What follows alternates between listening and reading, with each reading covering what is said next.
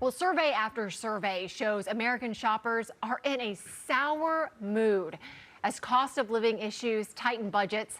The University of Michigan is reporting consumer sentiment near record lows, 52.9. But actions speak louder than words. Americans are still splurging for the holidays like any other year. Parents are expected to spend more than $500 per child this Christmas. And America's biggest retailers say they're seeing some strong holiday sales so far, Mike. So it seems like good for the retailers. I guess the big question, though, is how are people spending? Are they doing buy now, pay later? Are they doing this on credit? Are they able to do it in cash? Yeah, so I think people are out there and people are spending. And I think people keep hearing about affordability and how bad things are going. I don't know. I think maybe that becomes a self-fulfilling prophecy, but I think people, they have jobs, they believe in what's happening in the country. I think we're on a much better track than where we were a few years ago. So people want to go out and celebrate the holidays and spend money. I think it's going to be a great retail season. And if you're doing buy now, pay later, you have to be careful. If you're running up credit cards with very high interest rates, you have to be careful. But it's going to be a great Christmas at a lot of households this year, and retailers are going to benefit for sure. Well, Jackie, I hope it's a great Christmas at your household. That's all I have to say about that. But I think, you know, when we talk about consumers who are spending, Bank of America, you brought up Bank of America earlier, and how much data that they have. They are, you know, tracking a lot of the K-shaped economy. They're seeing an acceleration in spending among the households that have more income and a pullback among households that have less income. You know, we'll see how that tracks out. But as for now, it seems like most people are saying they're committed to making this Christmas and this holiday season as good as they can for the kiddos. I think so. And the Trump administration has drummed up the messaging as we're heading into the new year that things are going to get better for people on the other side of the K. And I think people are optimistic about that. I hope, like Mike, you're talking about, they're not going too far with the buy now, pay later or credit cards and, you know, crazy interest rates. But look, what is life all about? It's about living. It's about being with family. It's about enjoying time together. It is about giving to a certain degree. I don't like it when it gets too materialistic, but it is about giving and sharing. And so people want to be a part of the human experience. I think the Trump administration realizes that, and that is why they keep saying, just hold on a little longer. Next year's going to be better than this one. This one wasn't as bad as the last four. So we're doing okay.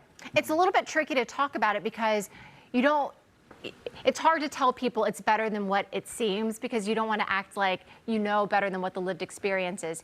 But the good news is people are largely employed. Layoffs are not happening. Inflation, yeah, it's tricky, but it's expected to get better, and it's much better than where it was, right? Yeah. Well, you know, you say people are sour. You don't really say how deeply sour they are. You know, you could be like, I'm just a little bit sour, but it doesn't run deep. And so if things get better, I'll turn like this, right? So when I think about all the buying people are doing, geez, it doesn't seem like resignation buying. Like, I have given up on civilization. I'm going to spend all my money now. To the heck with the future. It seems to me more like I don't love the way things are now, but I actually deep down think they're going to get better. And so I'm willing to extend myself a little bit. And that, I think, is good. None of these surveys ever kind of measure the depth of your feelings. Right. They sort of just measure where you are right now.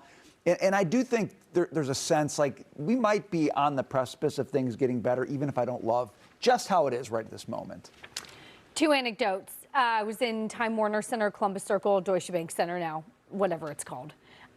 Yes, being crowded doesn't mean that people are shopping, but that place was jammed. I waited 10 minutes in line for an elevator because I had a stroller. Jammed. People are out. I couldn't buy a candle because the store was so crowded.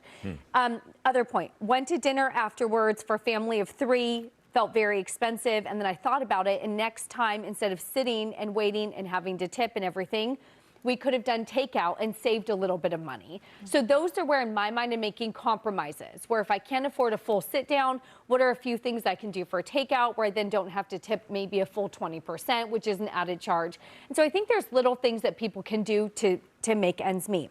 Finally, we're reading the same report because I was looking at some of the other data from Bank of America, and they were looking at credit card numbers, and they said that you had a pretty bad 3 to 6 months at the beginning of the year, but a very strong bounce back in consumer spending in June and July, and then that continued through November. So consumer spending up 1.3% year over year.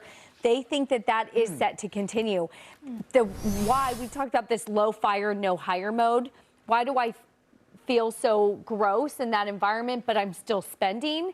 Because that doesn't make me feel good, except that they are saying that the low fire, low hire is due to a lack of labor supply, not a big change on the demand side. Therefore, my propensity to spend has continued because nothing has actually changed in my the effect of wallet. Immigration, like the kind of the deportation, closed border. See, I think I don't even know how to account for that, but I think we massively undercount how much that's affecting the labor market and how gloomy we should be about the labor market. And I just don't think we have great data to show us how big of an impact that has. Well, labor market aside, it does seem like more Americans are thinking about just kind of getting their financial house in order. Maybe not really a reflection of we're in doom and gloom. We just want to be a little bit more healthy. We are seeing a rise, according to Fidelity, at the number of Americans who are putting a financial resolution at the very top of their list this year for the coming new year. Okay.